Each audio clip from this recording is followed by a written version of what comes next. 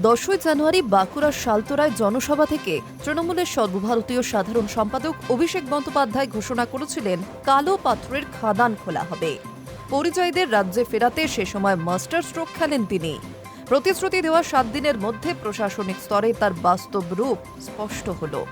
শুক্রবার রাজ্য প্রশাসন জানালো 17টি কালো পাথরের খাদান খুলতে অকশনের বিজ্ঞপ্তি প্রকাশ করা হয়েছে এবং সেই বিজ্ঞপ্তি ইতিমধ্যেই আপলোডও করা হয়েছে।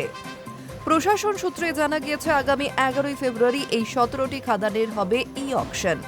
তা শেষ হওয়ার পরবর্তী 2 সপ্তাহের মধ্যে যাবতীয় প্রক্রিয়া সম্পন্ন করার চেষ্টা থাকবে। সব ঠিকঠাক চললে খুব দ্রুতই খাদানে খনন কাজ শুরু হওয়ার পরিস্থিতি তৈরি হবে বলে আশাবাদী তারা। অর্থাৎ ফেব্রুয়ারির শেষ দিকে বাঁকুড়ার এই এলাকায় খনন কাজ শুরুর সবুজ সংকেত মিলতে পারে। উল্লেখ্য, গত 10ই জানুয়ারি শালতোরা সভা থেকে অভিষেক বন্দ্যোপাধ্যায় জানিয়েছিলেন সরকারি 133 একর জমিতে মোট 18টি পাথরের খাদান রয়েছে। স্থানীয় খাদান ও ক্রাশার পুরোদমে চালু হলে প্রায় 25,000 মানুষের কর্মসংস্থানের সুযোগ তৈরি হবে। সেই সভাতে অভিষেক বলেন, গত 2 মাস ধরেই তিনি এই খাদানগুলি খোলার জন্য চেষ্টা চালাচ্ছেন। স্থানীয় মানুষের রুজি রোজগারের কথা মাথায় রেখেই শালতোরাকেই সভাস্থল হিসেবে বেছে নেওয়া হয়েছিল।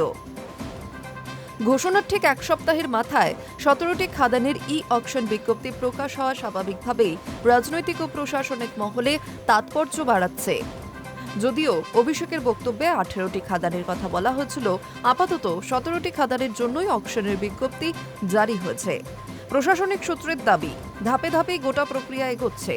স্থানীয় বাসিন্দাদের একাংশের বক্তব্য, দীর্ঘদিন ধরে বন্ধ পড়ে থাকা খাদানগুলি খুললে এলাকার অর্থনীতিতে বড়সড় প্রভাব পড়বে। কাজ পাবেন স্থানীয় শ্রমিকরা, লাভবান হবে পরিবহন ও সংশ্লিষ্ট ছোট ব্যবসাগুলিও। অন্যদিকে প্রশাসনের তরফে জানানো হয়েছে, পরিবেশ সংক্রান্ত সমস্ত নিয়ম মেনেই খনন কাজ শুরু হবে। সব মিলিয়ে শালতোরা ঘিরে যে কর্মসংস্থানের প্রতিশ্রুতি দেওয়া হয়েছিল তা যে কেবল রাজনৈতিক বক্তব্যে আটকে থাকেনি, তারই ইঙ্গিত মিলছে এই অকশন বিজ্ঞপ্তিতে। এখন নজর 11ই ফেব্রুয়ারির দিকে। Hi news network.